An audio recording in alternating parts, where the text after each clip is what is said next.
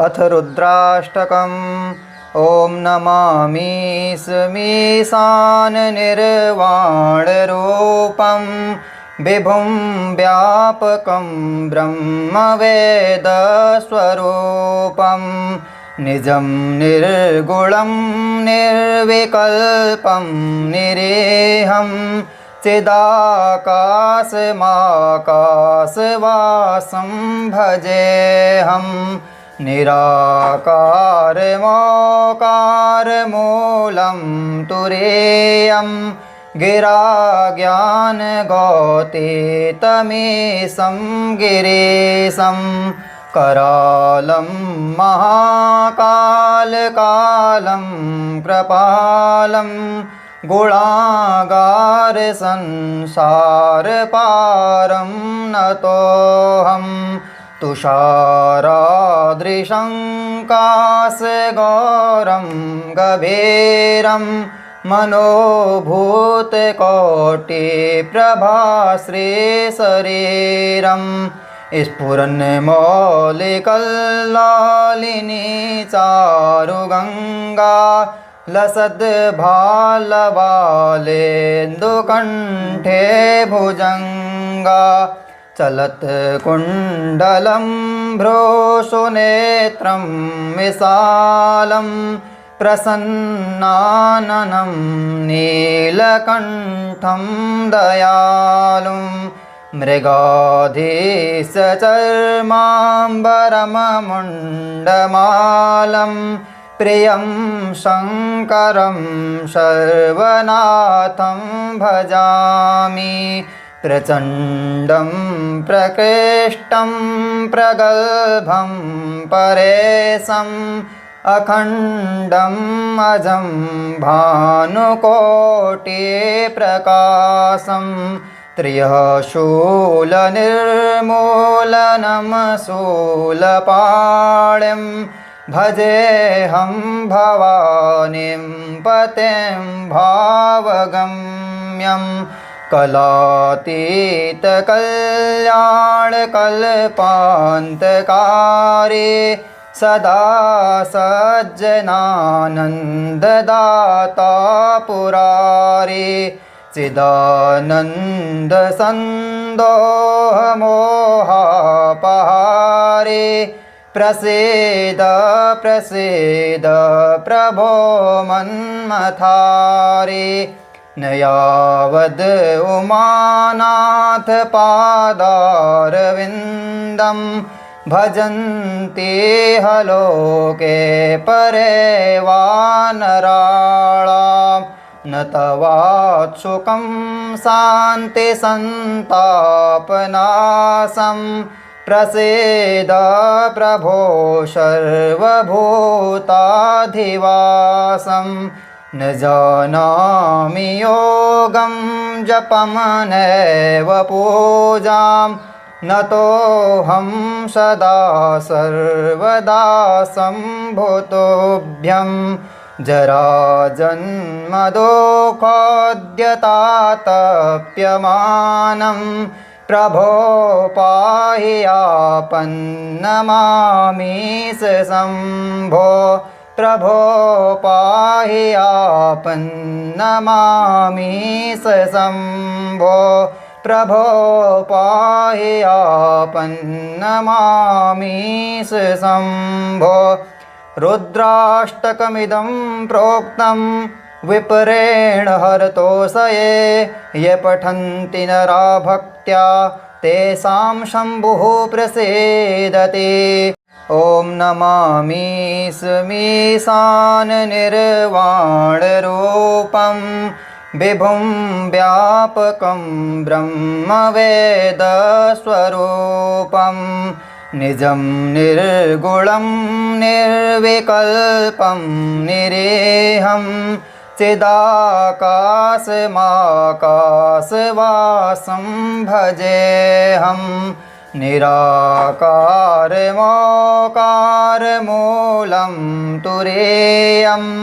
गिराज्ञानगौतीतमीशं गिरीशं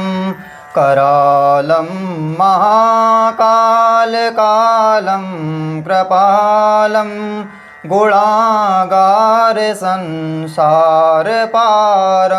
नतोऽहं तुषारादृशं काशगौरं गभीरं मनोभूतकोटिप्रभाश्रीशरीरम् स्फुरन्मौलिकल्लालिनी चारुगङ्गा लसद्भालबालेन्दुकण्ठे भुजङ्गा चलत्कुण्डलं भ्रूसुनेत्रं विशालं प्रसन्नाननं नीलकण्ठं दयालुं मृगाधीशचर्माम्बरममुण्डमालं प्रियं शङ्करं सर्वनाथं भजामि प्रचण्डं प्रकृष्टं प्रगल्भं परेशम् अखण्डम् अजं भानुकोटिप्रकाशं त्र्यशूलनिर्मूलनं शूलपाणिं भजेऽहं भवानीं पतिं भावगम्यं कलातीतकल्याणकल्पान्तकारी सदा सज्जनानन्ददाता पुरारी चिदानन्दसन्दोहमोहापहारी प्रसीद प्रसीद प्रभो मन्मथारी न यावद् उमानाथ पादारविन्दं भजन्ति हलोके परे वानराणां न तवात्सुकं शान्तिसन्तापनाशं प्रसीद प्रभो सर्वभूताधिवासं न जानामि योगं जपमनैव पूजां नतोऽहं सदा सर्वदा सम्भुतोऽभ्यं जराजन्मदुःखोद्यतातप्यमानं प्रभो पाहि आपन्नमामीश शम्भो प्रभो पाहि आपन्नमामीश शम्भो प्रभो पाहि आपन्नमामीश शम्भो रुद्राष्टकमिदं प्रोक्तं विपरेण हरतोषये ये पठन्ति नरा भक्त्या तेषां शम्भुः प्रसीदति ॐ नमामि स्मीशाननिर्वाणरूपं विभुं व्यापकं ब्रह्मवेदस्वरूपं निजं निर्गुणं निर्विकल्पं निरेहं चिदाकाशमाकाशवासं भजेऽहं निराकारमोकारमूलं तुरीयं गिराज्ञानगौतीतमीशं गिरीशं करालं महाकालकालं कृपालं गुणागार संसारपारं नतोऽहं तुषारादृशं काशगौरं गभीरं मनोभूतकोटिप्रभाश्रीशरीरम् स्फुरन्मौलिकल्लालिनी चारुगङ्गा लसद्भालबालेन्दुकण्ठे भुजङ्गा चलत्कुण्डलं भ्रूसुनेत्रं विशालं प्रसन्नाननं नीलकण्ठं दयालुं मृगाधीशचर्माम्बरममुण्डमालं प्रियं शङ्करं सर्वनाथं भजामि प्रचण्डं प्रकृष्टं प्रगल्भं परेशम् अखण्डम् अजं भानुकोटिप्रकाशं त्र्यशूलनिर्मूलनं शूलपाणिं भजेऽहं भवानीं पतिं भावगम्यं कलातीतकल्याणकल्पान्तकारी सदा सज्जनानन्ददाता पुरारी चिदानन्दसन्दोहमोहापहारी प्रसीद प्रसीद प्रभो मन्मथारी न यावद् उमानाथ पादारविन्दं भजन्ति हलोके परे वानराणां न तवात्सुकं शान्तिसन्तापनाशं प्रसीद प्रभो सर्वभूताधिवासं न जानामि योगं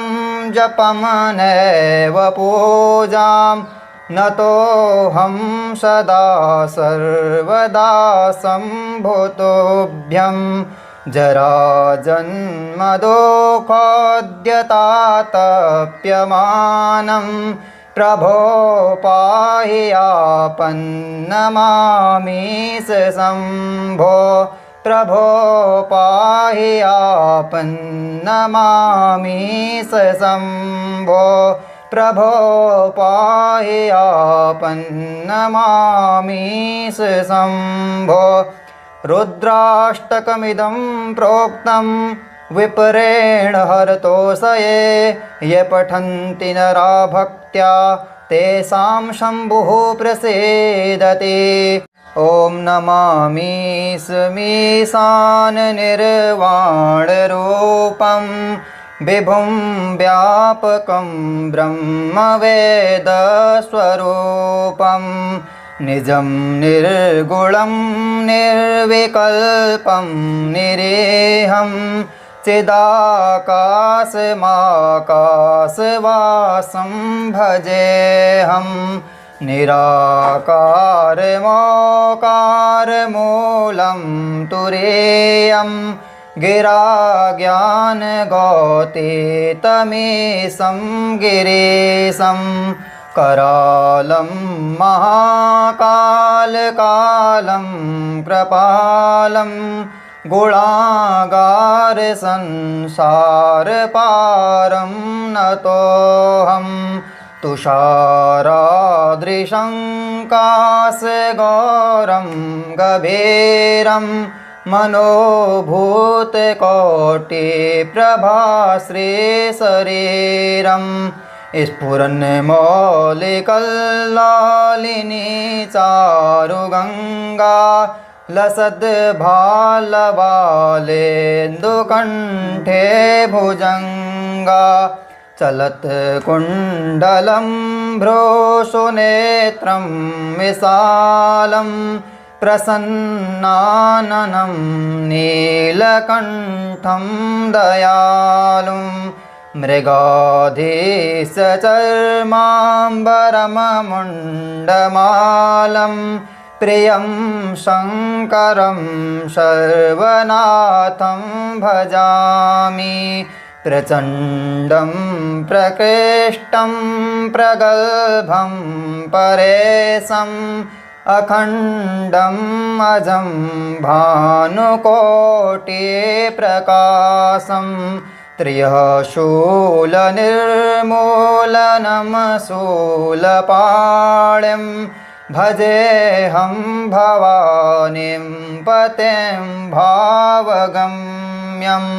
कलातीतकल्याणकल्पान्तकारी सदा सज्जनानन्ददाता पुरारी चिदानन्दसन्दोहमोहापहारी प्रसीद प्रसीद प्रभो मन्मथारी न यावद् उमानाथ पादारविन्दं भजन्ति हलोके परे वानराणां न तवात्सुकं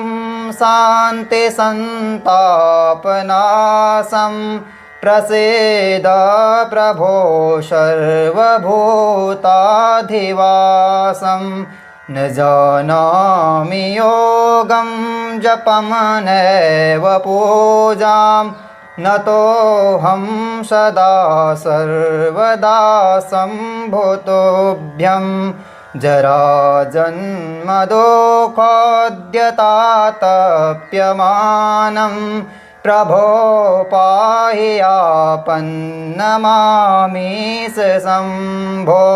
प्रभो पाहि आपन्नमामीश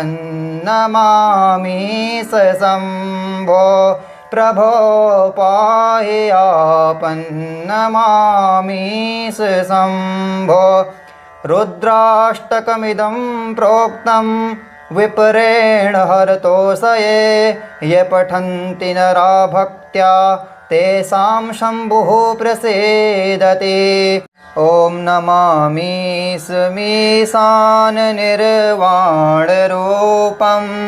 विभुं व्यापकं ब्रह्मवेदस्वरूपं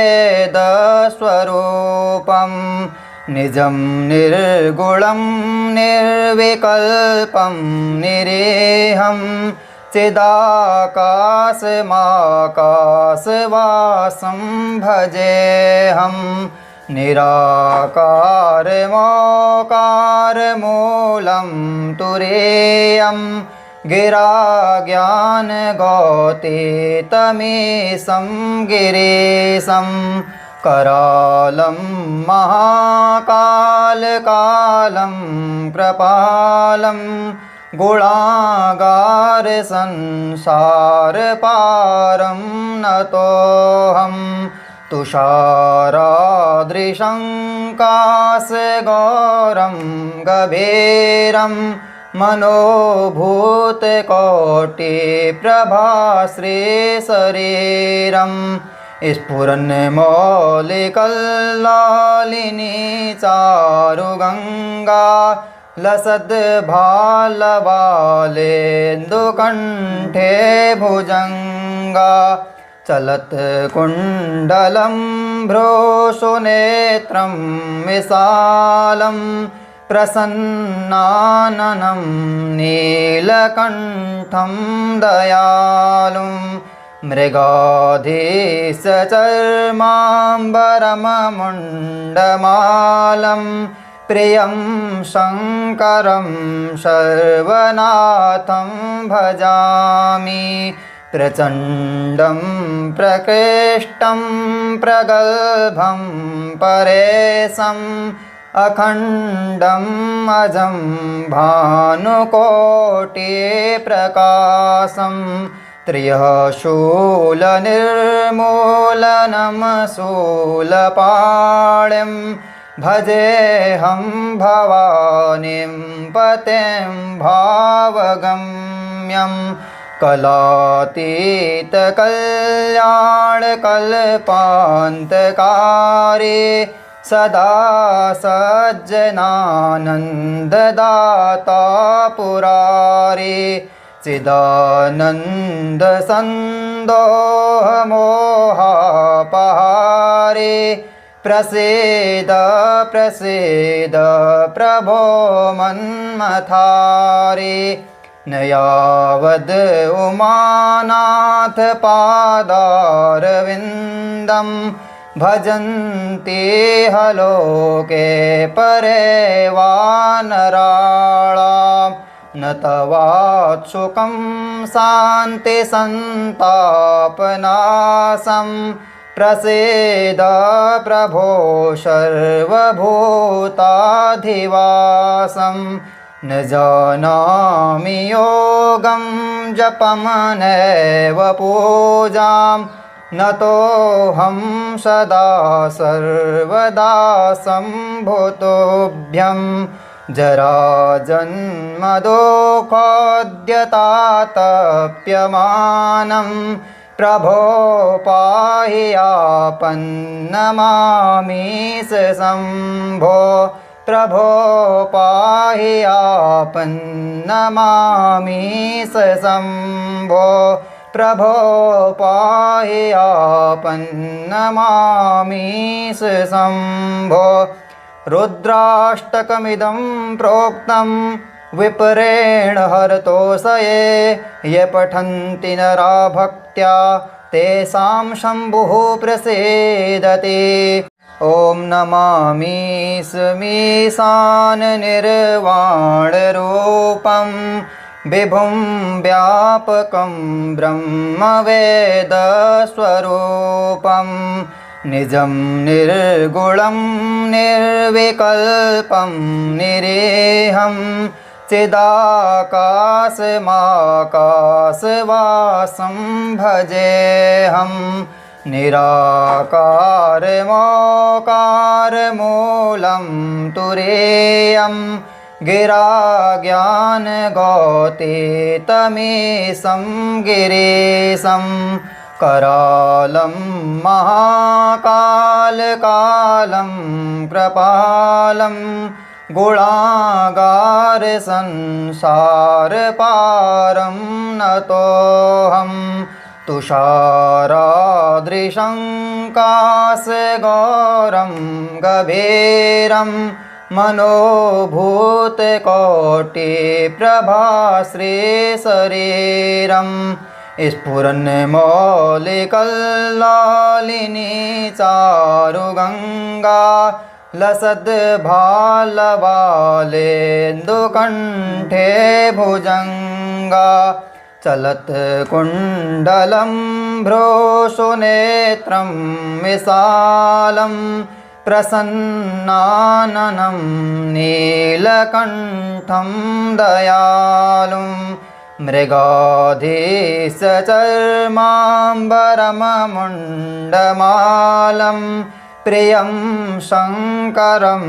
सर्वनाथं भजामि प्रचण्डं प्रकृष्टं प्रगल्भं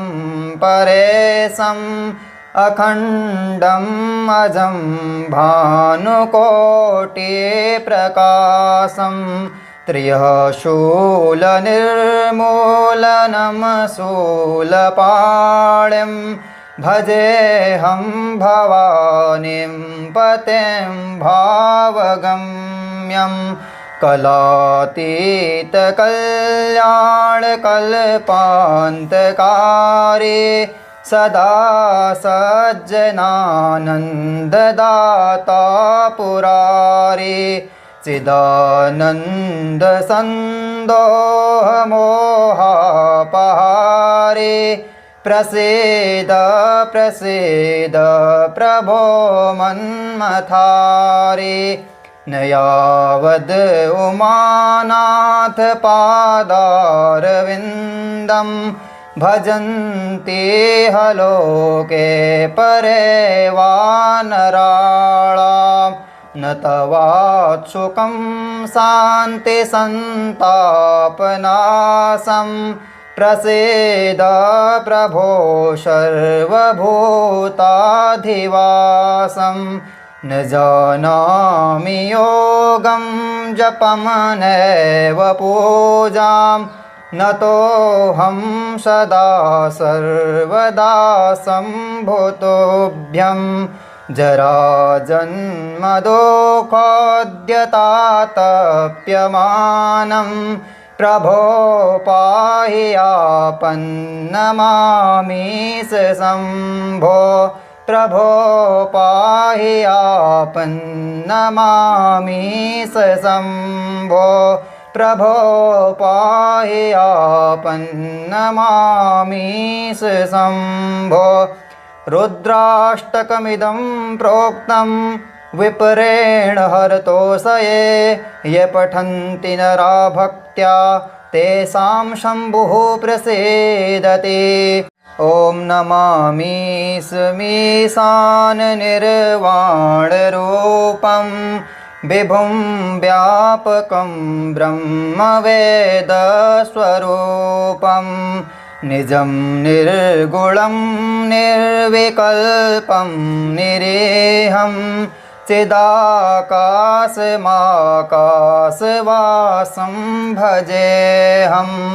निराकारमोकारमूलं तुरीयं गिराज्ञानगौतीतमीशं गिरीशं करालं महाकालकालं कृपालं गुणागारसंसारपारं नतोऽहं तुषारादृशं काशगौरं गभीरं मनोभूतकोटिप्रभाश्रीशरीरं स्फुरन्मौलिकल्लालिनी चारुगङ्गा लसद्भालवालेन्दुकण्ठे भुजङ्गा चलत्कुण्डलं भ्रूसुनेत्रं विशालं प्रसन्नाननं नीलकण्ठं दयालुं मृगाधीशचर्माम्बरममुण्डमालं प्रियं शङ्करं सर्वनाथं भजामि प्रचण्डं प्रकृष्टं प्रगल्भं परेशम् अखण्डम् अजं भानुकोटिप्रकाशं त्र्यशूलनिर्मूलनं शूलपाणिं भजेऽहं भवानीं पतिं भावगम्यं कलातीतकल्याणकल्पान्तकारी सदा सज्जनानन्ददाता पुरारी चिदानन्दसन्दोहमोहापहारी प्रसीद प्रसीद प्रभो मन्मथारी न यावद् उमानाथ पादारविन्दं भजन्ति हलोके परे वानराणां न तवात्सुकं शान्तिसन्तापनाशं प्रसीद प्रभो सर्वभूताधिवासं न जानामि योगं जपमनैव पूजां नतोऽहं सदा सर्वदा सम्भुतोऽभ्यं जराजन्मदुःखोद्यतातप्यमानं प्रभो पाहि आपन्नमामीश शम्भो प्रभो पाहि आपन्नमामीश शम्भो प्रभो पाहि आपन्नमामीश शम्भो रुद्राष्टकमिदं प्रोक्तं विपरेण हरतोषये ये पठन्ति नरा भक्त्या तेषां शम्भुः प्रसीदति। ॐ नमामि स्मीशाननिर्वाणरूपं विभुं व्यापकं ब्रह्मवेदस्वरूपं निजं निर्गुणं निर्विकल्पं निरेहं चिदाकाशमाकाशवासं भजेऽहं निराकारमोकारमूलं तुरीयं गिराज्ञानगौतीतमीशं गिरीशं करालं महाकालकालं कृपालं गुणागारसंसारपारं नतोऽहं तुषारादृशं काशगौरं गभीरं मनोभूतकोटिप्रभाश्रीशरीरं स्फुरन्मौलिकल्लालिनी चारुगङ्गा लसद्भालबालेन्दुकण्ठे भुजङ्गा चलत्कुण्डलं भ्रूसुनेत्रं विशालं प्रसन्नाननं नीलकण्ठं दयालुं मृगाधीशचर्माम्बरममुण्डमालं प्रियं शङ्करं सर्वनाथं भजामि प्रचण्डं प्रकृष्टं प्रगल्भं परेशम् अखण्डम् अजं भानुकोटिप्रकाशं त्र्यशूलनिर्मूलनं शूलपाणिं भजेऽहं भवानीं पतिं भावगम्यं कलातीतकल्याणकल्पान्तकारी सदा सज्जनानन्ददाता पुरारी चिदानन्दसन्दोहमोहापहारी प्रसीद प्रसीद प्रभो मन्मथारी न यावद् उमानाथ पादारविन्दं भजन्ति हलोके परे वानराणां न तवात्सुकं शान्तिसन्तापनाशं प्रसीद प्रभो सर्वभूताधिवासं न जानामि योगं जपं नैव पूजां नतोऽहं सदा सर्वदा सम्भुतोऽभ्यं जराजन्मदुःखोद्यतातप्यमानं प्रभो पाहि आपन्नमामीश शम्भो प्रभो पाहि आपन्नमामीश शम्भो प्रभो पाहि आपन्नमामीश शम्भो रुद्राष्टकमिदं प्रोक्तं विपरेण हरतोषये ये पठन्ति नरा भक्त्या तेषां शम्भुः प्रसीदति। ॐ नमामि स्मीशाननिर्वाणरूपं विभुं व्यापकं ब्रह्मवेदस्वरूपं निजं निर्गुणं निर्विकल्पं निरेहं चिदाकाशमाकाशवासं भजेऽहं निराकारमोकारमूलं तुरीयं गिराज्ञानगौतीतमीशं गिरीशं करालं महाकालकालं कृपालं गुणागारसंसारपारं नतोऽहं तुषारादृशं काशगौरं गभीरं मनोभूतकोटिप्रभाश्रीशरीरं स्फुरन्मौलिकल्लालिनी चारुगङ्गा लसद्भालबालेन्दुकण्ठे भुजङ्गा चलत्कुण्डलं भ्रूसुनेत्रं विशालं प्रसन्नाननं नीलकण्ठं दयालुं मृगाधीशचर्माम्बरममुण्डमालं प्रियं शङ्करं सर्वनाथं भजामि प्रचण्डं प्रकृष्टं प्रगल्भं परेशम्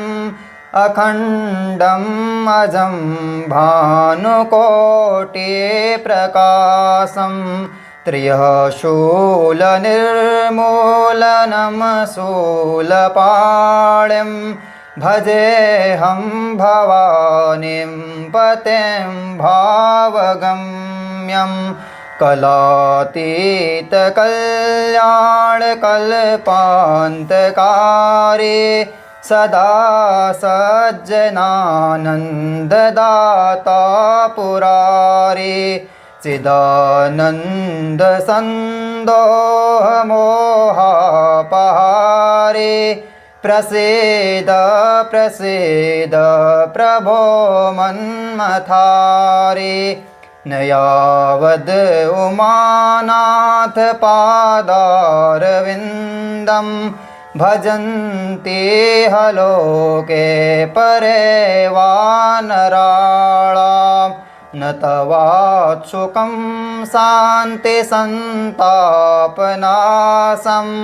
प्रसीद प्रभो सर्वभूताधिवासं न जानामि योगं जपमनैव पूजां नतोऽहं सदा सर्वदा सम्भुतोऽभ्यं जराजन्मदुःखोद्यतातप्यमानं प्रभो पाहि आपन्नमामीश शम्भो प्रभो पाहि आपन्नमामीश शम्भो प्रभो पाहि आपन्नमामीश शम्भो रुद्राष्टकमिदं प्रोक्तं विपरेण हरतोषये ये पठन्ति नरा भक्त्या तेषां शम्भुः प्रसीदति।